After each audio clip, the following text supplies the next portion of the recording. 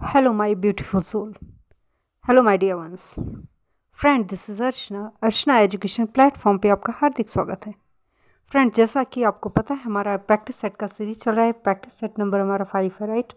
Practice set 5 के 2 videos हमने upload कर दिए हैं, राइट। और आपके ये थर्ड वीडियो है, राइट। कुछ क्वेश्चंस रह गए थे, मैंने बीच में स्टॉप कर दिया था ताकि कोई ग्लिच ना आए अपलोडिंग में and all, right. And that's all. And first of all friends, अगर आप चैनल पे नए हैं please subscribe the channel, like the video, hit the bell icon, notification on कर दीजिए सो दैट कोई भी नया कंटेंट, नया कुछ भी होता है तो आपको जो है इन्फॉर्मेशन पहुंच जाए, right. First of all second friends, एक इन्फॉर्मेशन है डियर कि हमारा पेड बैच स्टार्ट हो चुका है। If you are interested to join the paid batch kindly comment in comment box, right. अपने सजेशंस हमें दीजिए, आपसे बातें करना हमें अच्छा लगता है, right. So that I can add you in paid batch, right. Paid batch हमारे किस किस चीज़ के हैं? TGT PGT home science, TGT PGT economics and 11th-12th economics, 10th and 12th home science and हमारा सीटेट एग्जामिनेशन। इतने हमारे batches चल रहे हैं, right. First of all and ये सारी चीज़ें हो गई एंड फिर मिलते हैं फ्रेंड्स। आगे चलते हैं हम, ठीक है ना। जहाँ हमने छोड़ा था वहीं से रीस्टार्ट करेंगे, करेक्ट। आ जाओ।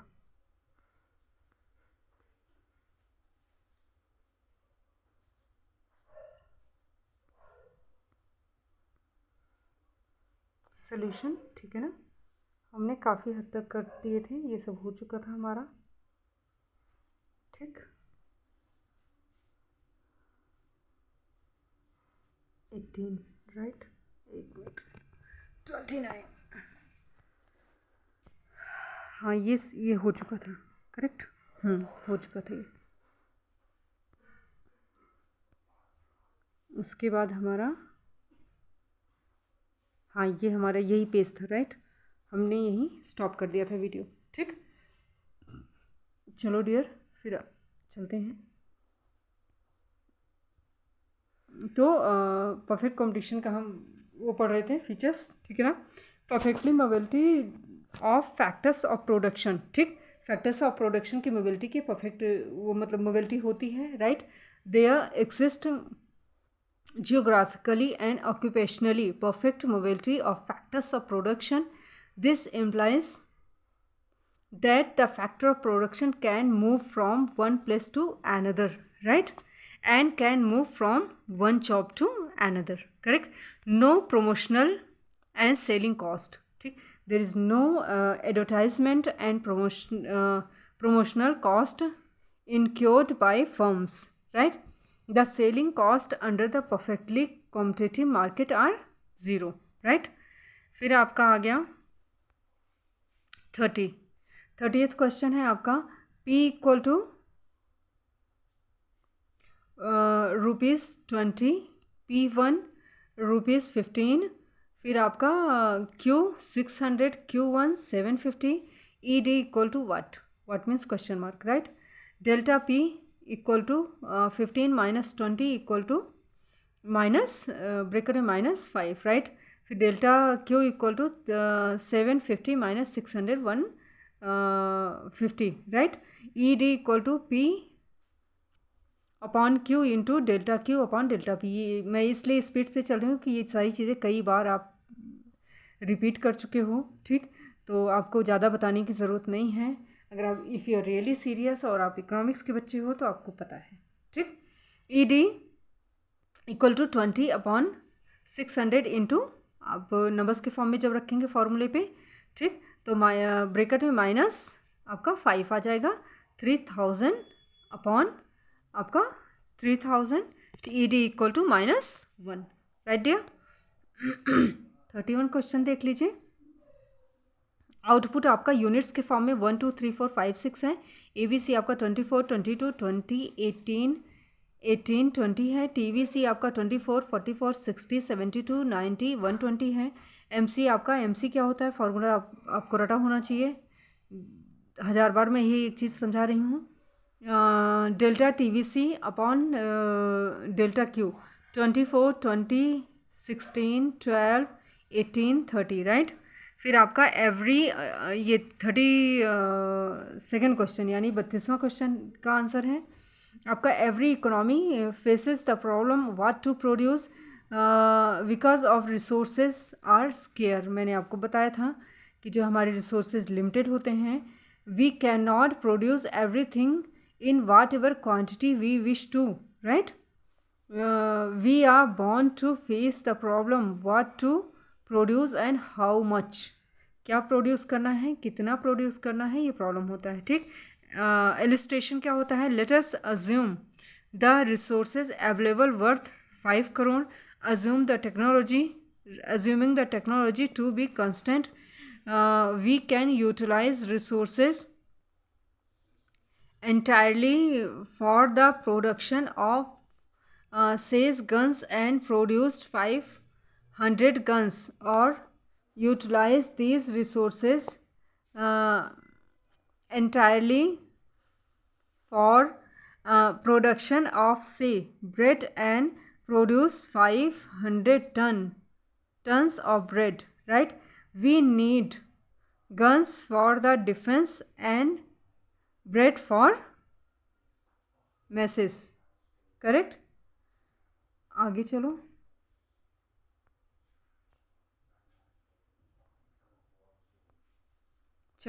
Accordingly both guns and bread are to be produced. How much of each is to produced depends on wisdom of planners in planned economy, right? Also upon the market force of demand and supply in free economy, right? फिर आपका और के form में एक question था, उसका answer है ये, the curve is called production possibility curve. Production possibility curve PPC is the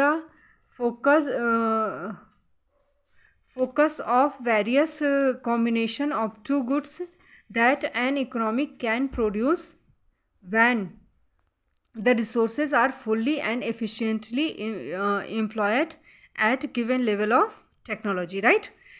तो ये आपके जस्ट वेट, हाँ, टेबल्स हैं। इसमें देखो कॉम्बिनेशन दिया गया है ABCDEFG के फॉर्म में, राइट। गन्स आपके यूनिट्स के फॉर्म में दिए गए हैं 21, 19, 17, 14, 11, 6, 0। बटर आपकी यूनिट्स के फॉर्म में दिए गए हैं 0, 1, 2, 3, 4, 5, 6, राइट। तो और आपके ये PPC आपका आ गया, देखो PPC वगैरह एक्सप्लेन कर चुके हैं, इसलिए बहुत ज़्यादा एक्सप्लेन नहीं कर रही हूँ मैं, क्योंकि आपको मालूम है ऑलरेडी। एक्स एक्सिस पर बटर इन यूनिट्स है और वाई एक्सिस पर आपका गन इन यूनिट्स है। फिर आपका इसमें जो है 3, 6, 9, 12, 15, 18, 21, ठीक। 1, 2, 3, 4, 5, 6 के फॉर्म में आपका बटर इन यूनिट्स है, करेक्ट। PPC आपका ABCDEF के फॉर्म में है, PPC of guns and buttress, correct. Properties आपकी क्या होती हैं PPC की, तो PPC इज़ डाउनवर्ड स्लोपिंग, आपको मालूम है, which means if the country wants to produce more of one goods, it has to produce less of the other goods since resources are limited. PPC is a concave shaped curve because of increasing MOC. This is explained below, ठीक। We know that resources are not equally efficient in production of both goods, gun and butter. If initially, ठीक, all resources are being used for production of guns, then we are at point A on the PPC. If producers now wants to shift some resources from production of guns to butter, he would shift least efficient resources, thus the amount of butter sacrificed will be less, right? If the producers wants to shift some more resources from production of guns to butter, more efficient resources will then be shifted, thus amount sacrificed of guns will be more. This implies that MOC will increase, correct. इसमें देखो 33 में आपका given है, क्या क्या given है, Q equal to ₹50, P equal to 40, change in quantity delta Q equal to 20, change in price delta P equal to 40 minus 30 equal to 10, right. आगे चलो। अच्छा, ये तो यही एरिया है ना, ये दिस वन, करेक्ट। आ जाओ,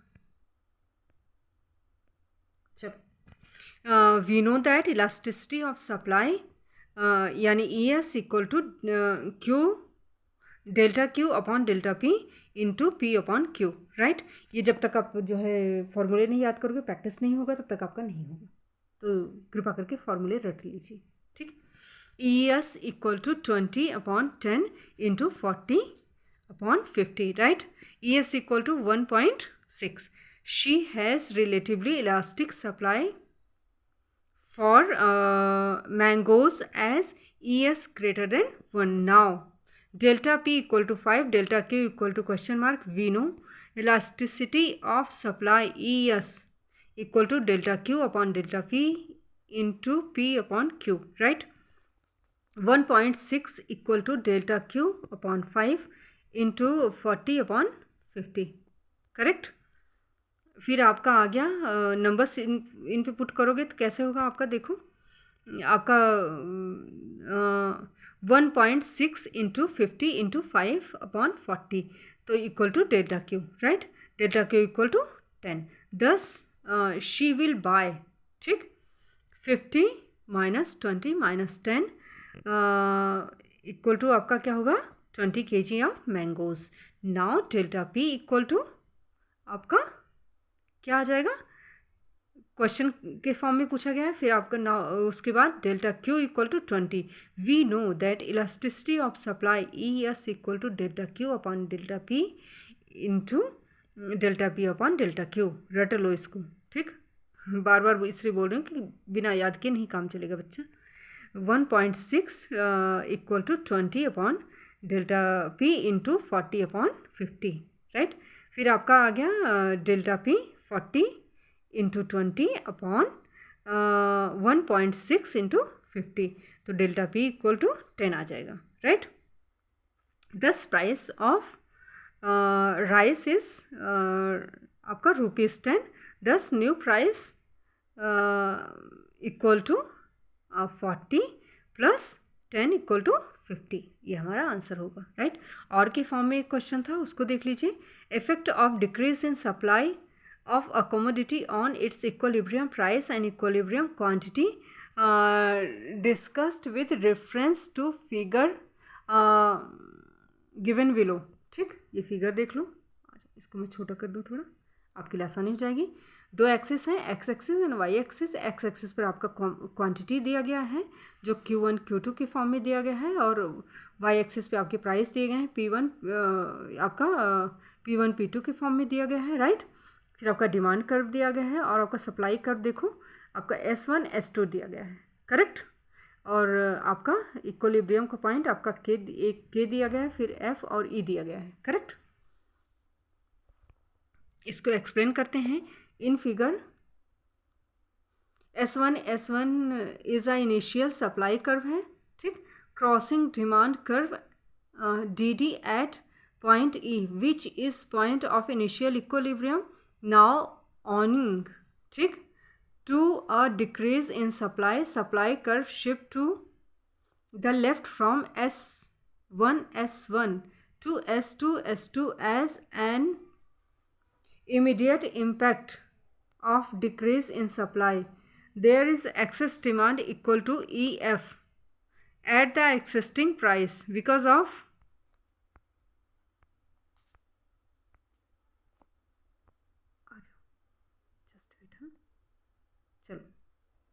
this excess demand and sluggish supply, price of commodity tends to be higher than equilibrium price. Owing rising the price, quantity demanded tends to contract, right. Contraction of demand occur from point E toward the point K, ठीक, but due to rising price quantity supplies tends to extend, right? The extension of supply occurred from point F toward the point K, ठीक.